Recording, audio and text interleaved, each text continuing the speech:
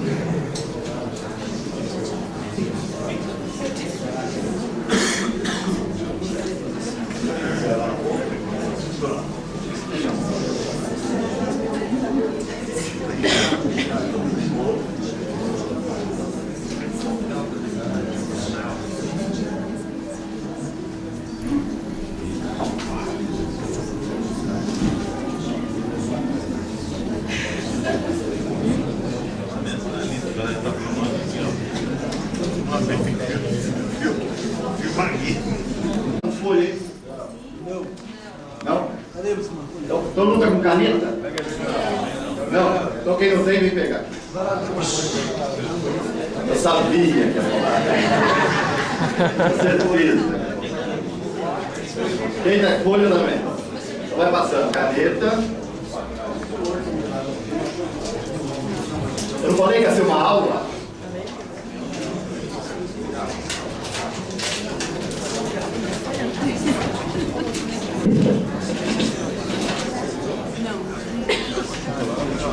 Pega umas 4 folhas cada um. 4 folhas. Lanchinho e coisa ali no boteco.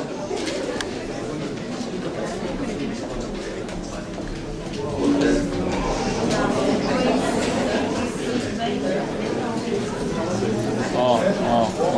Tudo bem aí? Tá chegando aí, tá chegando. Doutor, vai passar a nova lei aqui do júri também. Todos trouxeram o código? Sabia também.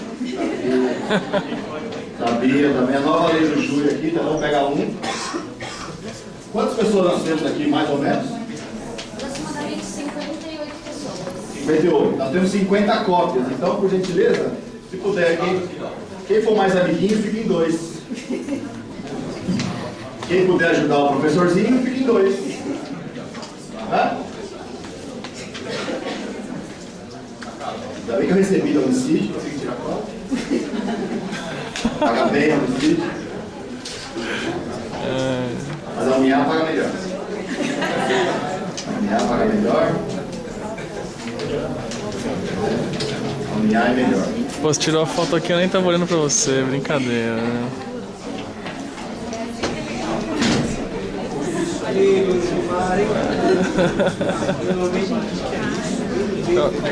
Aqui, ó. Os alunos. Todo mundo chegou? Falei aí, não?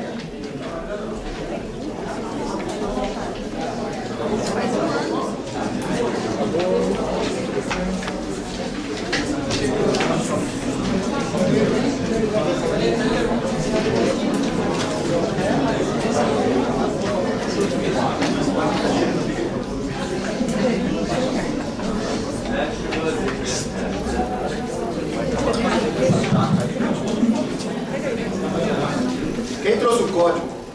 Quem trouxe o código aí? Essa lei aí, dá para os senhores aí.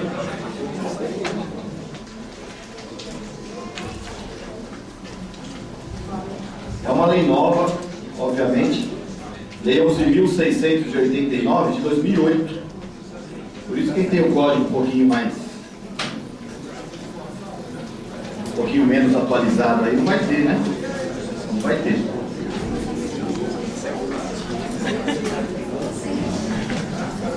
Então, lá, 2 advertências. Primeiro, é júri simulado, não é teatro. Então, no teatro você vai para se divertir. No júri simulado você vai para aprender. Então, aqui vocês não vão ver diversão, vocês vão ver compreensão do que é o mundo jurídico. Júri simulado. E só pisa nesse cenário sagrado aqui, ó. Pelo menos era assim antigamente, só os melhores. Só os melhores promotores de justiça que pisavam no júri. Aqueles que iriam para o tribunal. Atuavam no tribunal do júri, primeiro júri lá de São Paulo, depois iam para o Tribunal de Justiça. Os melhores advogados atuavam no Tribunal do Júri, né? Por vocação. O que diria aí, grandes advogados, aí, brilhantes advogados, Evandro Lins e Silva, e os juízes do Tribunal do Júri também. Por isso que, olha lá, eu fiz um esqueminha, ontem à noite, não tinha que fazer, fiquei fazendo um negócio lá, fiquei fazendo, rabiscando. Pela letra pode perceber. Então olha aqui, ó. Como que é o nosso querido José Frederico Marques, saudoso desembargador paulista, nós temos duas fases, ó.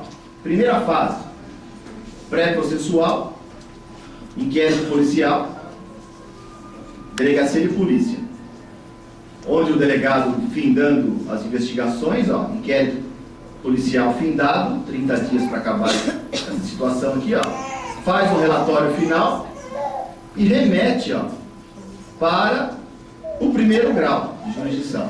Primeiro grau de jurisdição. Fase processual. Olha lá, fase processual. Dentro dessa fase processual, onde tem os juiz, promotor, advogado. Não que não possa ter. Não que não possa ter. Advogado, juiz, promotor, olhando lá o inquérito policial. Tem toda uma discussão sobre isso, vocês vão aprender depois na universidade, não é o caso hoje do júri simulado. O que nós vamos fazer aqui, ó, plenário, que é a última fase aqui, ó. Né? Mas só para ter uma noção, para quem ainda não teve, ou para quem já teve, esse inquérito policial aqui, ó, crimes dolosos contra a vida. Só os crimes dolosos contra a vida é que vai para o júri. Só os dolosos contra a vida. Ué, doutor, mas tem estelionato que eu já vi ser julgado lá no júri. Ué, hoje nós temos um crime hoje aqui sendo discutido que é extorsão mediante sequestro. É conexo. É conexo. Se tem conexão, se tem continência, vai para o júri também. Não tem problema nenhum, vai para o júri também. Mas a visa atrativa é o crime doloso contra a vida. Se perder essa visa atrativa, que é o crime doloso contra a vida, sai do tribunal do júri. Sai do tribunal do júri. Tudo bem?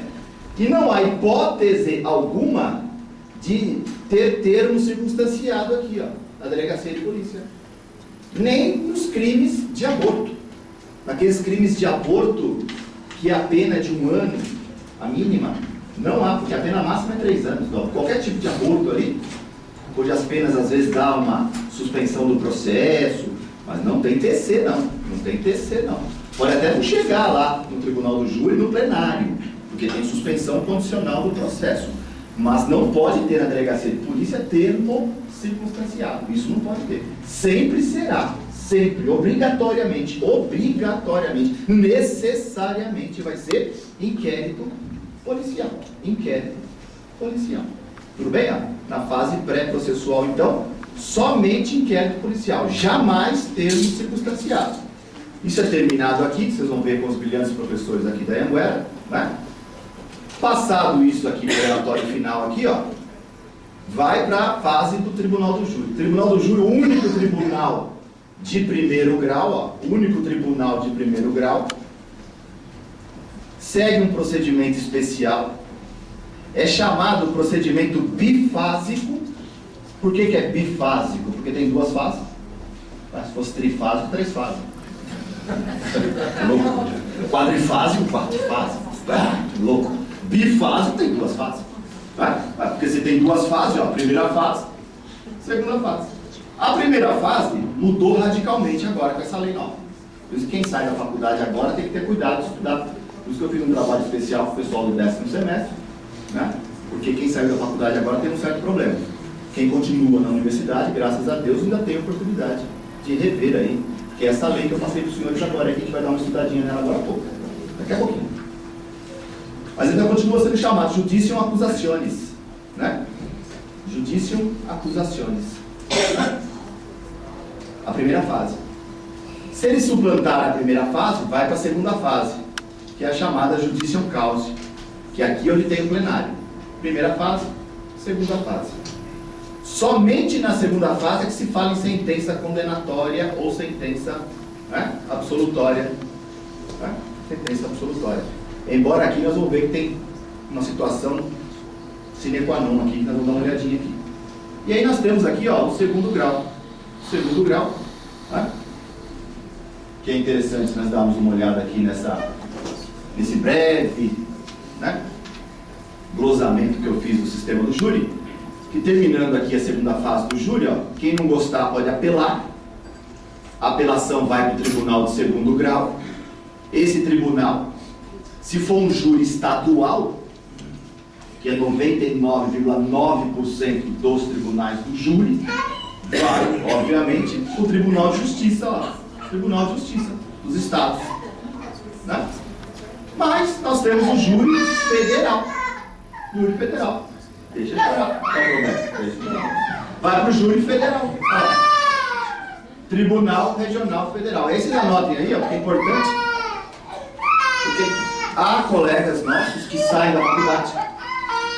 E o júri federal é difícil acontecer. Muito difícil acontecer. Mas ele pode acontecer. E quando acontece, normalmente acontece no concurso público mesmo. E lá no concurso público é onde você dança. Tudo bem? Nós tivemos agora recentemente em Santos um júri federal. Tudo bem? Matou um delegado federal, é júri federal, né? Júri federal. Ou seja, olha lá, Tribunal de Justiça, mas tem júri federal.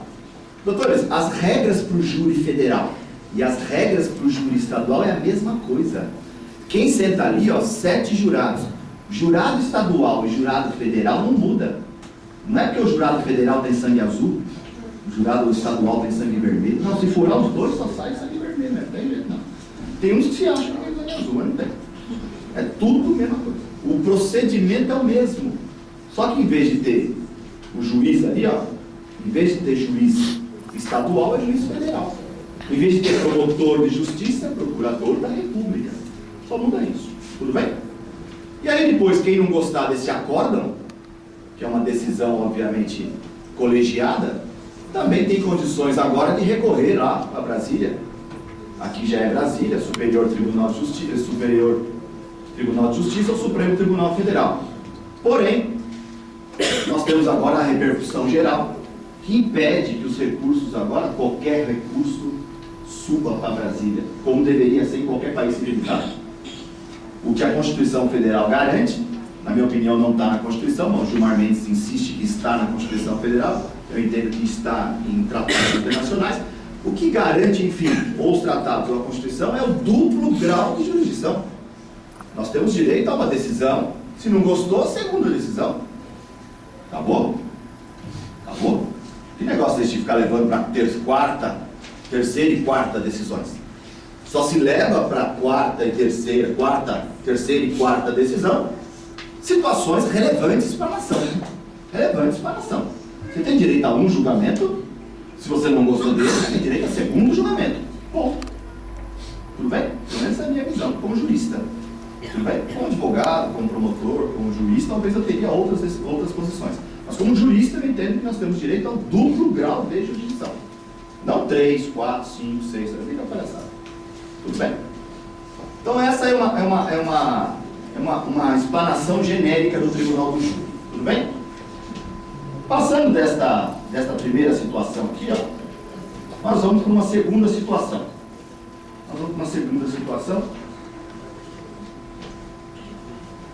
Que é então essa primeira fase aqui, ó. Eu tive que estar aqui.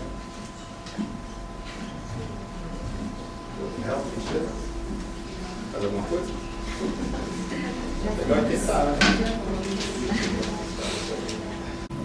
Aí você tem a primeira fase, então. Como que é essa primeira fase? Vocês viram, vocês fizeram o esqueminha aí? Não fizeram mais ou menos? Sabe isso? Que eu faço? Ó, nova lei do júri é essa aqui, ó. 11.689,08. Essa é a primeira fase. Eu estou tentando sintetizar para os senhores um curso que eu faço, pelo menos. E às vezes é um curso de 6 meses. Lá os advogados na ESA é curso de 6 meses. Nós vamos fazer em 2 horas, 3 horas. Então não dá para fazer. Cada um disso aqui a gente vai parando. Tudo bem? Aqui vai fazer em 2 horas. Por isso que é rapidinho, mas ao mesmo tempo com conteúdo. Tudo bem? Porque a aluno da Anhanguera tem capacidade para entender em 2 horas. Porque às vezes o advogado não tem essa qualidade toda. Os senhores têm essa capacidade, já deu a perceber. Vamos aí, professores, que é o doutor Marcos, sabe disso, professor, sabe disso, não, professor? Lei 11.689 de 2008. Como que é a primeira fase, então? Mudou. Como que era antigamente a primeira fase? O Ministério Público oferecia denúncia, o juiz recebia a denúncia, mandava citar o réu, ele fazia defesa prévia, rolar testemunho. Aí eu ia ser interrogado primeiro, olha que loucura. Oferecia a denúncia, recebia a denúncia, mandava citar, ia citar o cara. Depois que citava o cidadão, ele ia interrogar. Aí vinha interrogar o cidadão. Depois oferecia a defesa prévia. Depois que oferecia a defesa prévia, eu vi testemunho de acusação. Depois eu vi testemunho de defesa. Depois ainda tinha uma fazinha que tinha lá, o juiz dá uma melhorada no processinho, depois algumas alegações, dava uma cutucada no processo, dava uma enrolada aqui, uma enrolada ali, e demorava. Hoje, sem contar que o advogado levava o processo para casa. O promotor levava o processo para o gabinete. Na verdade é o contrário. O promotor levava primeiro para o gabinete, depois o advogado levava para o gabinete. Ficava um cola-copia, lascado. Não é? Como nós estamos tratando do princípio da oralidade, que inclusive está na Constituição Federal, mudou, porque hoje é tudo uma audiência só. E acabou esse negócio, o advogado e o promotor não sabe falar, muda de profissão. Tem que mudar de profissão mesmo, porque é tudo na frente do réu. Tudo numa audiência só. Uma audiência só resolve a vida. Você vai ficar procrastinando, mesmo porque prescrição no júri, meu amigo, é 20 anos. Não dá para querer prescrição no júri, né? Então olha lá, ó. Sai a delegacia, lembre-se. Relatório final, vai, oferece denúncia. E anotem aí quem quiser, arrola 8 testemunhas. Olha, 406 aí. Deixa eu pegar aqui. Alguém ficou sem os...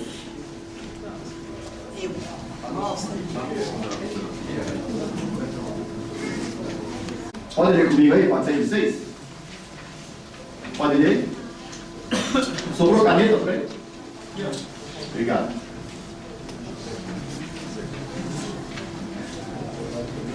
Olha lá, o juiz, olha lá, 406, estão olhando aí, ó? Estão olhando? Vai cair na prova, hein?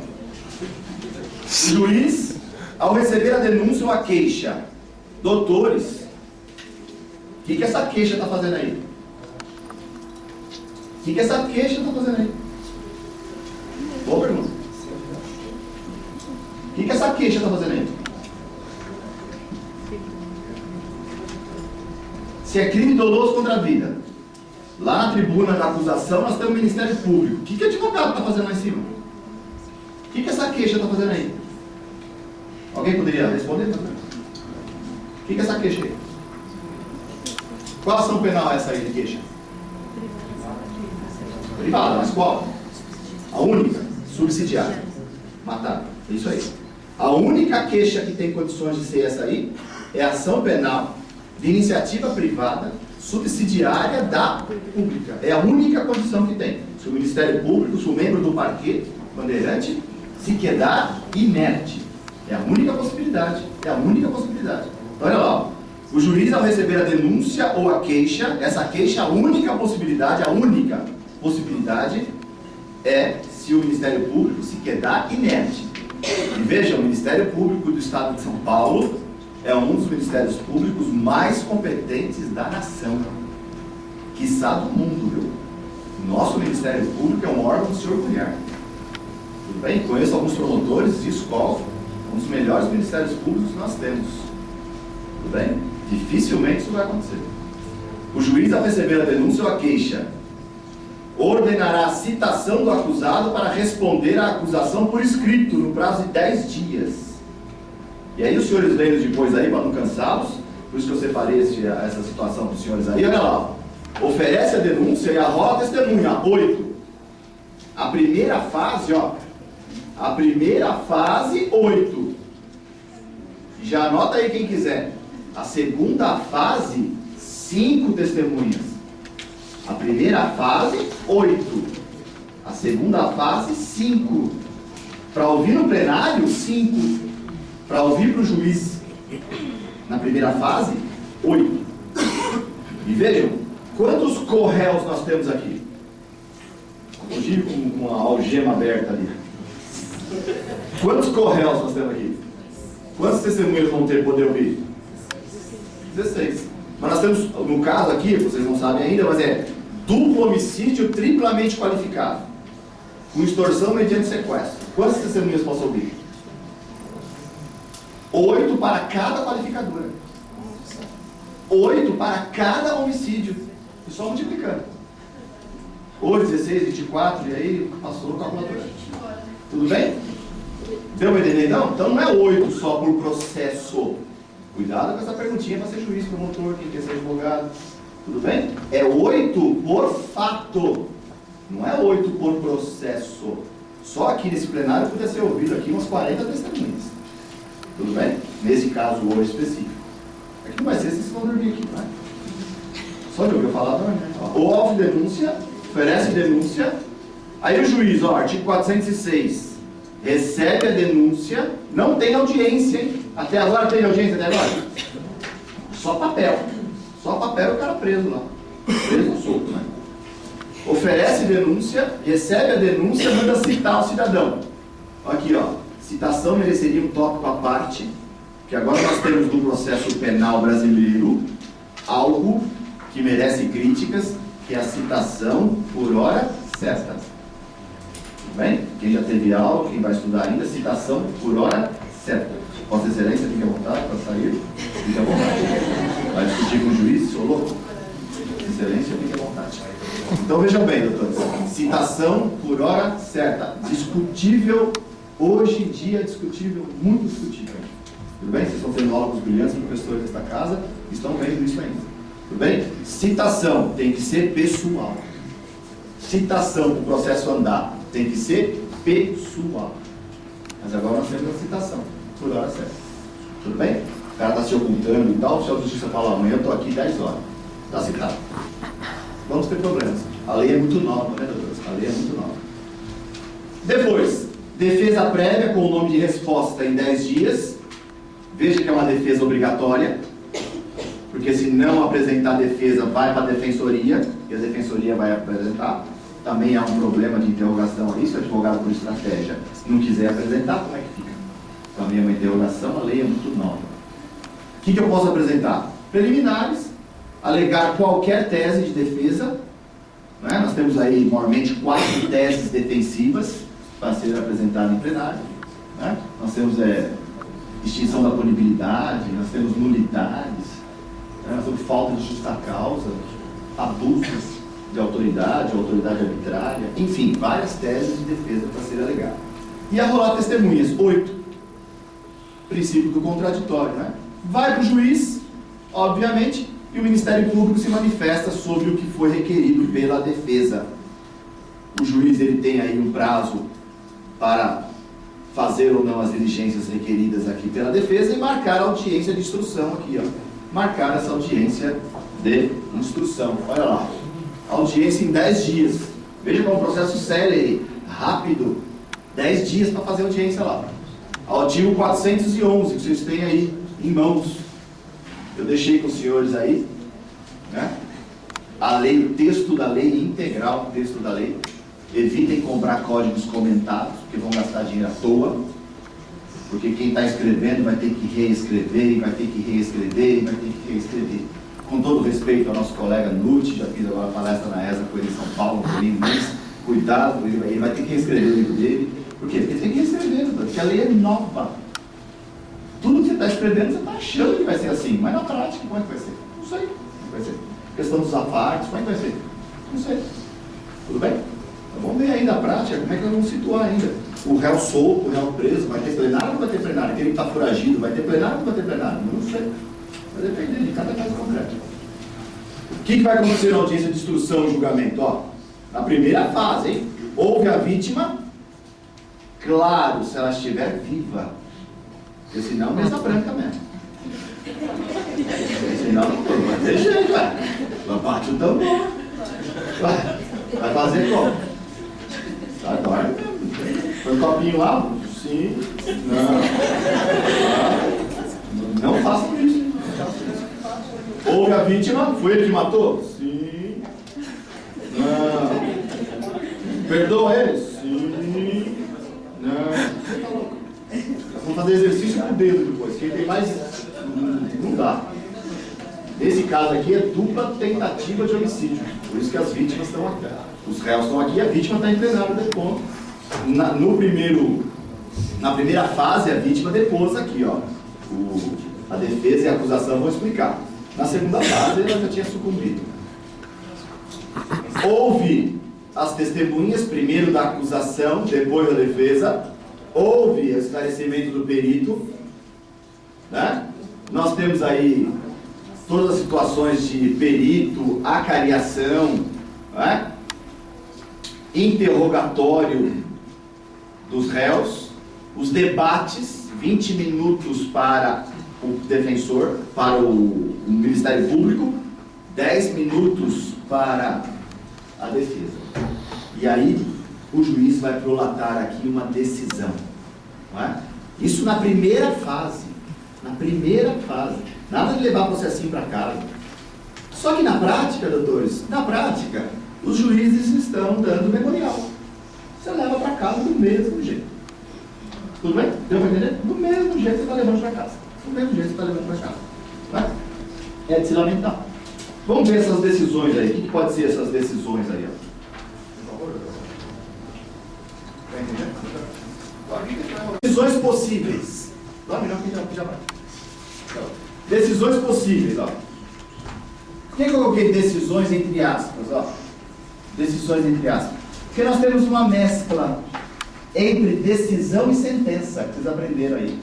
Que decisão é uma coisa, obviamente sentença é outra. E nós temos aqui, ó.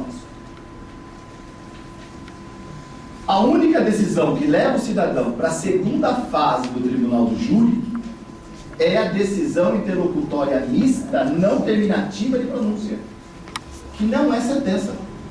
Olha aqui, ó, o artigo 413, pronúncia, quando há indícios de autoria e materialidade, chama pronúncia.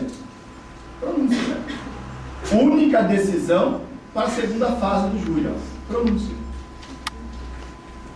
Mas o juiz também pode dar uma sentença, e aí não é pronúncia, é sentença. Sentença do quê? De impronúncia e de absolvição sumária. 414 e 415. Tem aí para os senhores, não tem? Está escrito aí sentença? Sentença. Está escrito sentença. Tudo bem? E a impronúncia, doutores, não sei se assemelha também com sentença ou se é decisão interlocutória também. Há uma discussão teleológica aí, dentro da literalidade aí, dos argumentos jurídicos aí. Há professores do Largo São Francisco que entendem que é sentença, professores que entendem que é decisão. Mas, porém, agora a lei diz, ó, no artigo 414 e 415, ó, o artigo 416 vai dizer que é sentença. E a 419, desclassificação. Quando não é, por exemplo, está sendo processado por homicídio doloso, entende-se que é homicídio culposo. Desclassifica, sai a visa atrativa do júri, vai então para o juiz singular, sai do tribunal do júri. Só que o problema aqui, e aí é de ordem até para concurso que os senhores veem para a prova, pronúncia, impronúncia, absolvição sumária e desclassificação, cabia antes da lei, ora aqui comentada, o recurso em sentido estrito. Cabia recurso em sentido estrito. Hoje, doutores, com esta lei aqui, cabe metade recurso em sentido estrito e metade apelação. E como é que eu vou saber? Olha, pronúncia e desclassificação, ó, cabe rese, recurso em sentido estrito. Porém, para a decisão de impronúncia e para a decisão de absolvição sumária, cabe apelação. Tudo bem? E aí eu pensando com os meus botões, não sei se alguém já escreveu isso, mas eu já escrevi, já divulguei. Se alguém pensou igual, muito bem. Como não é muito difícil o que eu pensei, espero que as outras pessoas tenham pensado também, não é? Não é muito difícil o que eu pensei. Que pronúncia começa com vogal ou consoante? Consoante. Desclassificação começa com vogal ou consoante? Recurso sentido estrito começa com vogal ou consoante? Impronúncia começa com vogal ou consoante? Absolvição sumária, começa com vogal ou consoante? Apelação, começa com vogal ou consoante? Quero ver errar isso aí em concurso. Que aí, mano, troca de profissão. Que até meu filho, tem 4 anos, e por sinal é lindo. Puxou a mãe, claro. Mas é meu, já registrei no depois. Tá lá, ó. Pronúncia então, doutores, ó. Recurso de classificação. Isso aqui às vezes cai em concurso público para decidir quem pega a vaga. E às vezes lê com o código errado. Tudo recurso de distrito, né? Tudo recurso de distrito. Hoje não é mais não. Hoje é apelação. Tudo bem? Se for essas 2 decisões aí, é apelação. A única que manda para a segunda fase é a pronúncia. A única. Tudo bem? Deu para entender? Facinho ou não? E a última, para a gente já terminar a nossa situação aqui. Eu achar?